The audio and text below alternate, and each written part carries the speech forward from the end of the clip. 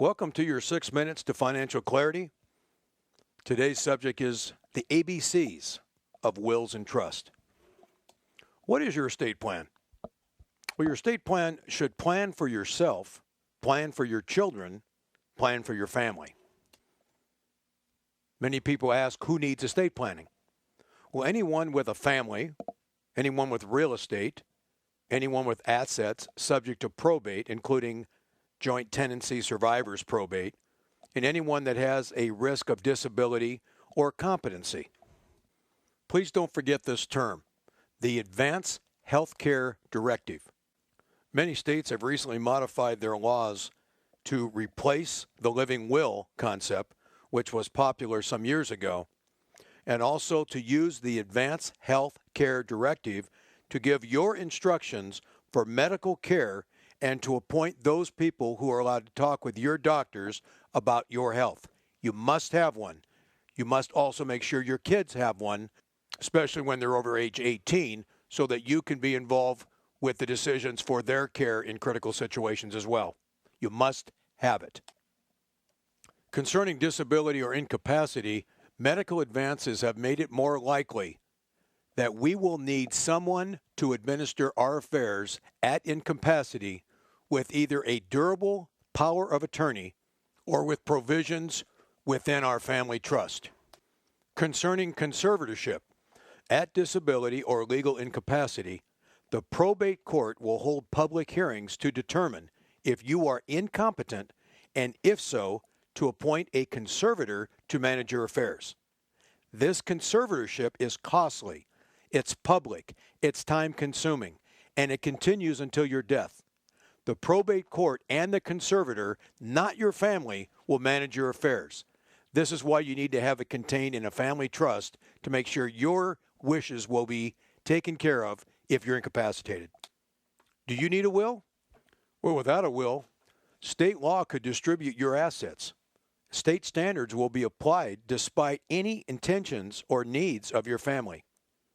The intestate distribution process, which means I don't have a will be done by the probate court with public notice, hearings, a 12 to 24 month delay before assets can be distributed, and probate fees based on the gross estate value, not net, gross.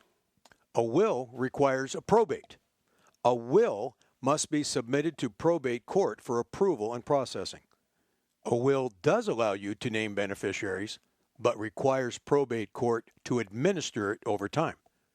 And a will does nothing during your lifetime and cannot help during any disability before your death. Probate, what is it? Well, the probate court is a special state superior court that administers the probate code of that state, which controls your assets at death or incapacity. The case begins with an attorney's petition to the court for determination of competence at disability or the process of the will at your death. The executor of the will collects assets, pays debts, fees, and costs, and then distributes to beneficiaries. And again, the process is public and could take a lot of time to sort out. Let's talk about gifts to your children. The Uniform Gifts to Minors Act is the most common gift transfer tool. But remember this, the asset is then owned by the minor, included in their estate. The minor gets full control of that asset at age 18 or 21, depending on state law, and scholarship applications will require it to be applied to school costs. Also, allocations by will are made only at death and administered by the probate court with time, costs, and public hearings. And a family trust provides for distributions to your children as needed and at ages you specify, all without probate. Your children are your most important asset. You have to make sure that you have legal documentation that says who is going to take care of those kids other than your spouse without having a court nominate who is going to be their guardian. A trust will take care of that. And finally, let's talk about the planning for your family.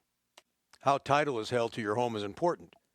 In a tenants in common, there are multiple owners, and usually set out by percentage ownership. and the title passes to the heirs in that same percentage ownership. In joint tenancy, there are 2 or more owners, and it's laid out as equal shares, and the title goes to the survivors in equal shares. In a community property titling, husband and wife are the owners, and the title goes to the surviving spouse. And in a family trust, the trust owns it, and there's never a need to change title. Now, estate taxes, the IRS review, if you will, of your estate. This presentation is not meant to address the estate tax issue. But remember, a will or a trust does not eliminate estate taxes. It only directs when and to whom your assets will be given. Now, the living will eliminate probate court for a conservator at any disability. It will eliminate probate court at death. It will protect the interest of children from prior marriages and your current spouse, and the direct timing and use of the distributions will happen as you intended, not as the court intended. Estate planning is very complicated. Your financial legacy is too important for an unqualified person to botch up your family's future. Only consult with an attorney who specializes in this field. Thank you for your time, and I hope you look forward to the next 6 minutes to Financial Clarity session. Well, thanks for watching the video. I hope you learned something from it. If you'd like to learn more about the Safe Money System process, please look at the 2 videos called Introduction and Safe Money System Process. Also, in the section down below in description, I'd like to give you a free copy of my book, The Safe Money System.